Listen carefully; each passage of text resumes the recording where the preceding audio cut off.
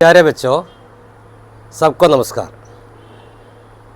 ഇന്ന് നമ്മൾ എടുക്കാൻ പോകുന്നത് ഒരു കവിതയാണ്. കവിതയുടെ പേര് യേ ധർത്തി ഹേ ഉസ് കിസാൻ കി, കേദാർനാഥ് അഗ്രവാൾ. കവിതയുടെ പേര് യേ ധർത്തി ഹേ ഉസ് കിസാൻ കി. ധർത്തി എന്ന് പറഞ്ഞാൽ ഭൂമി. ഈ ഭൂമി, കിസാൻ എന്ന് പറഞ്ഞാൽ കൃഷിക്കാരൻ്റെ, ഈ ഭൂമി കൃഷിക്കാരൻ്റേതാണ്. കേദാർനാഥ് അഗ്രവാൾ എന്ന് പറഞ്ഞ ഒരു കവിയാണ് ഈ കവിത എഴുതിയത്. പുസ്തകത്തിൽ നിങ്ങൾ കൃഷിക്കാരൻ്റെ ചിത്രം കാണുന്നുണ്ട്. കൃഷിക്കാരൻ എവിടെയാണ് ഉണ്ടാകുക? ഗേത്ത് മേ, വയലിലാണ് കൃഷിക്കാരൻ ഉണ്ടാകുക. കൃഷിക്കാരൻ വയലിൽ ജോലി ചെയ്ത് കഠിനാധ്വാനം ചെയ്ത് ഉണ്ടാകുന്ന, അതായത് വിളവെടുപ്പിലൂടെ ഉണ്ടാക്കുന്ന വസ്തുക്കളാണ് നമ്മൾ ഭക്ഷിക്കുന്നത്. അപ്പോൾ കൃഷിക്കാരൻ ഇല്ലെങ്കിൽ നമ്മുടെ ജീവിതവും ഇല്ല, അല്ലേ? നമ്മളിപ്പോൾ എടുത്തപ്പോൾ ധാരാളം പണമുണ്ട്, അല്ലേ? വിശക്കുമ്പോൾ നമുക്ക് ആ പൈസ നമുക്ക് കഴിക്കാൻ കഴിയില്ല, അല്ലേ? ഇപ്പം കടയിൽ നിന്നാണ് എവിടെയും പോയിട്ട് ആ സാധനം വാങ്ങാം. പക്ഷെ ആ സാധനം ഉണ്ടാക്കുന്നത് ആരാണ്? കൃഷിക്കാരനാണ്. അപ്പം കൃഷിക്കാരൻ്റെ മഹത്വം അതായത് വർണ്ണിക്കുന്ന ഒരു കവിതയാണ്. ഇനി ആ കവിത ഒന്ന് നമുക്ക് ശ്രദ്ധിക്കാം. യേ ധർത്തി ഹേ ഉസ് കിസാനിക്ക്, ആ കൃഷിക്കാരൻ്റെതാണ് ഈ ഭൂമി. അപ്പോൾ കവി പറയുന്നത് ഈ ഭൂമി ആരുടേതല്ല, കൃഷിക്കാരൻ്റെതാണ്. ജോ ബൈലോं के कंधों पर बरसात दाव में, അദ്ദേഹം കൃഷിക്കാരൻ കാളകളുടെ കഴുത്തിൽ ബർസാത്ത് ദാമമേ, ബർസാത്ത് എന്ന് പറഞ്ഞാൽ മഴ പെയ്യുന്ന മഴയത്തും, ദാം എന്ന് പറഞ്ഞാൽ ധൂപ് വെയിൽ, മഴയത്തും വെയിലത്തും കാളകളുടെ കഴുത്തിൽ ജുവാ ബാഗിക്ക രക്തത്താഹേ, ആ നുകം, ആ കാളകളുടെ കഴുത്തിൽ നുകം വെച്ചുകൊണ്ട് എന്താണ് വയലിൽ ഉഴുതുന്നു. അപ്പോൾ നമ്മൾ ഈ ജുവാ എന്നാൽ നുകാണ്.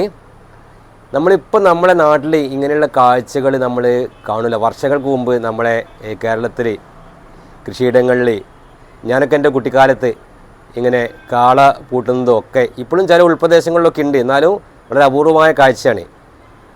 അപ്പോൾ ഇന്നിപ്പം യന്ത്രങ്ങൾ വന്ന്, ട്രാക്ടർ വന്ന്, എന്നാലും ഉത്തരേന്ത്യയിലൊക്കെ പോയാൽ ഇന്നും ഈ നുകം ഉപയോഗിച്ചുകൊണ്ട് ഇത് മറിക്കുന്ന കൃഷിക്കാരെ നമുക്ക് കാണാം.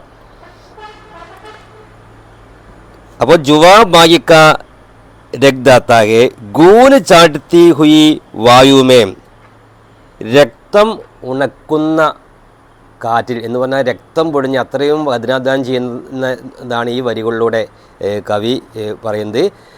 രക്തം ഉണക്കുന്ന വായുവിൽ തന്നെ കാറ്റിൽ. പൈനി കുസി ഗേത്ത്ക്ക് ഭീത്തർ, മൂർച്ചയുള്ള കലപ്പയുടെ ഭാഗം വയലിൻ്റെ ഉള്ളിലേക്ക്.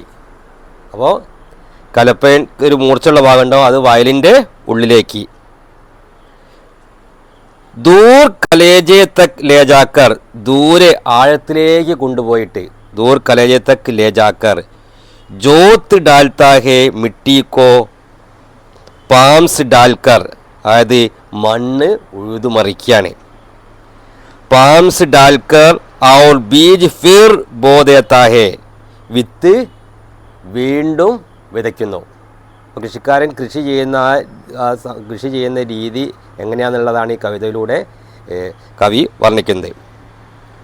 നയേ വർഷമേ നയി ഫസൽ കെ ടേർ അന്നിക്ക ലഗ് ജാത്താ ഹേ, പുതിയ വർഷത്തിൽ പുതിയ വിളവെടുപ്പ് നടന്നിട്ട് ടേർ അന്നിക്ക ധാന്യക്കൂമ്പാരം ഉണ്ടാവുന്നു. വിളവെടുക്കുമ്പോൾ എന്താണ്? ധാന്യങ്ങൾ കൂമ്പാരമായിട്ട് വരുന്നു. യേ ധർത്തി ഹേ ഉസ് കിസാനിക്ക്, കവി വീണ്ടും പറയാണ് യേ ധർത്തി ഹേ ഉസ് കിസാനിക്ക്, ഈ ഭൂമി കൃഷിക്കാരൻ്റേതാണ്. എന്തുകൊണ്ടാണ് കവി പറയുന്നത്? അതാണ് ഈ വരികളിലൂടെ പറയുന്നത്. കൃഷിക്കാരനാണ് പിന്നെ ഭൂമിയിൽ കൃഷി ചെയ്തിട്ട് വിളവ് നമുക്ക് ഉണ്ടാക്കി തരുന്നത്. നെഹീർ രാവിക്ക് നെഹീർ രംഗിക്ക്, നെഹീർ രാവ് എന്ന് പറഞ്ഞാൽ രാജാവ്, രാജാവിൻ്റേതല്ല. നെഹി രംഗയ്ക്ക് ദരിദ്രൻ്റേതുമല്ല. നെഹീം കിസിക്ക് ഇത് മറ്റാരുടെയല്ല. ധർത്തി ഹേ കേവൽ കിസാൻ കി, ഭൂമിയുടെ അവകാശം കൃഷിക്കാരനുള്ളതാണ്. അടുത്ത പേജിൽ ശ്രദ്ധിക്കുക. യേ ധർത്തി ഹേ ഉസ് കിസാൻ കി, ഈ ഭൂമി ആ കൃഷിക്കാരൻ്റേതാണ്. ജോ മിട്ടി കാ പൂർണ്ണ ഭാരകി, ജോ മിട്ടി കെ സംഗ് സാത്തിഹി, അദ്ദേഹം ഭൂമിയുടെ പരീക്ഷകനാണ്. ജോ മിട്ടി കെ സംഗ് സാത്തിഹി, മണ്ണിനോടൊപ്പമുണ്ട്. തബ്കർ കത്തിയിട്ട്, ഗൽക്കർ ഉരുകിയിട്ട്, മർക്കർ പറഞ്ഞാൽ മരിച്ചിട്ട് എന്നുള്ള മർക്കർ നിറച്ച. പക്ഷേ ഇവിടെ അർത്ഥം അല്ലേ, മരിച്ച് പണിയെടുക്കാൻ വളരെ പ്രയാസപ്പെട്ട് കഷ്ടപ്പെട്ടിട്ട് ജോലി ചെയ്യാണ്. ഗബാരകാഹെ ജീവൻ അപ്ന, സ്വന്തം ജീവിതം അങ്ങനെ ആ മണ്ണിൽ കഴിച്ചു കൂട്ടാണ്.